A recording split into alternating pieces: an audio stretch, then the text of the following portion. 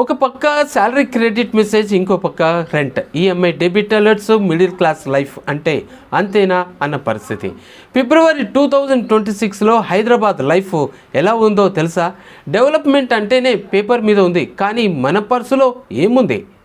ఇక కూరగాయల మార్కెట్కి వెళ్తే షాక్ అనేది గ్యారంటీ. హోల్సేల్ ఇన్ఫ్లేషన్ 10 నెలల గరిష్టానికి చేరింది. అంటే కూరగాయల రేట్లు లాస్ట్ మంత్ కంటే 6.8% పెరిగిపోయినాయి. ఉల్లిపాయలు, టమాటాలు మళ్ళీ భయపడుతున్నాయి. ఇక పర్సనల్ కేర్, హెల్త్ ఖర్చులు 19% పెరిగిపోయినాయి. జీతాలు మాత్రం సేమ్, కానీ ఖర్చులు మాత్రం డబుల్.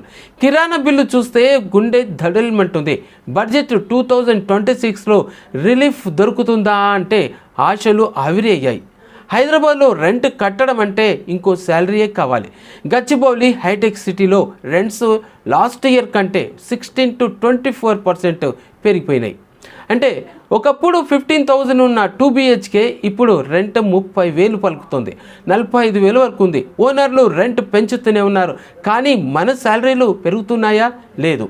ఉప్పల్, ఎల్బీ నగర్ లాంటి ఏరియాలో చూస్తే రెంట్స్ మాత్రం విపరీతంగా పెరిగాయి. సొంత ఇల్లు కట్టుకోవడం ఓ కళ, రెంట్ కట్టడమే ఒక యుద్ధంలా అయిపోయింది. ఇక స్టూడెంట్స్ పరిస్థితి చూస్తే జాబ్ క్యాలెండర్ డిలేస్ వల్ల దిల్సుఖ్ నగర్, అశోక్ నగర్ స్టూడెంట్స్ అంతా రోడ్ల మీదకి వచ్చారు.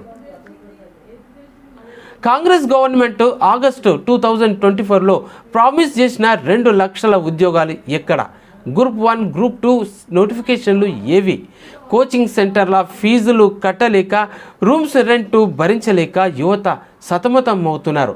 పేరెంట్స్కి ఏం సమాధానం చెప్పాలి? గవర్నమెంట్ మాత్రం సైలెంట్గా ఉంటుంది. ఇక చూస్తే ఆకాశానికి అంటుతున్న ధరలు, అందని ఉద్యోగాలు. ఇదేనా మన 2026 రియాలిటీ? మీ రెంట్ ఎంత పెరిగింది? మీ ఏరియాలో జాబ్ నోటిఫికేషన్స్ వచ్చాయా? మీ అభిప్రాయం ఏమిటో మాకు తెలపండి.